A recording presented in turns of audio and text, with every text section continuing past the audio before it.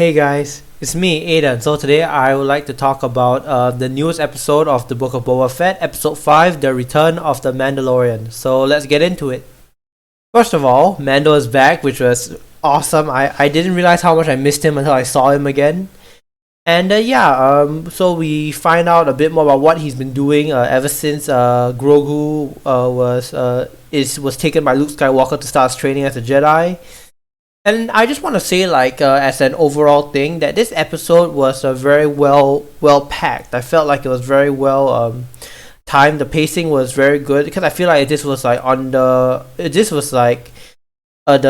storyline, right, that happened in this episode was on the Mandalorian. I'm pretty sure they'll take like one whole season to drag it out. But I feel like a lot of things happen within this one episode, which is good. They know how to make it compact. They know how to get to the point, but still paying attention to little details and things like that, which is really cool.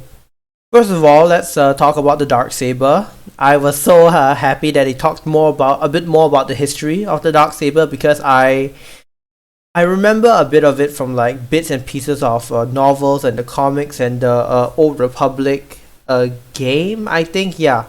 So I know a bit about the Darksaber's history. First of all, they name dropped Tara Vizsla. Sorry if I mispronounced his name. He's the one who made it because he was the first Mandalorian slash Jedi, right? And as you guys may have seen in the Old Republic cinematic, Shay Vizsla, she took it back, and the whole time and descendants thing eventually brought it into the hands of Pre Vizsla. So, this weapon has been in the Vizsla family ever since it was made time and again, which is really cool. Okay, something that confused me a bit. So, Mando, he gave the spear to the forger, right? And like it was fairly big, but when she forged whatever that was for Grogu, it came out like so freaking tiny. Like, bro, I'm pretty sure you can make like 10 of whatever those was with the spear, or make something a bit bigger at least. I think one of my favorite moments in this episode was honestly the flashback scenes where they show the night of a thousand tears, I believe. Yeah, that scene where the TIE bombers are swooping by and the Imperial droids are walking through the wasteland. It was giving me full-on Terminator vibes, like Terminator Judgment Day because of the bombing, and the war against Skynet because of the Terminators and how they walk through the wasteland, like shooting at survivors. So yeah, those are the vibes that it gave me, which was really cool. Now things got a bit rough for Mando in this episode because they found out that he removed his helmet in front of someone else. And that basically dishonored the code, so he was kicked out. He was disowned, which I don't know if they should have done that, because there aren't a lot of them left, obviously, and these whole like honor fights to the death and like kicking out Mando for the helmet thing, those aren't really gonna help bring the numbers back, Although the Vizsla guy, the big bulky Mandalorian who challenged Mando, it made sense that he would want to challenge him for it because it's been part of his family, time and again, as we mentioned.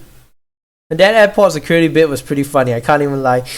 I felt like he was taking his own sweet time, taking out his weapons slowly and like putting them one by one down, like, bro, hurry up before the plane leaves, So we got to see the mechanic lady. I feel like the mechanic lady is one of those like people that Mando can actually consider maybe as one of his friends, which is really cool. She has so much character, and I really love her. And I also recognize that that short little like stumpy droid with the bent legs.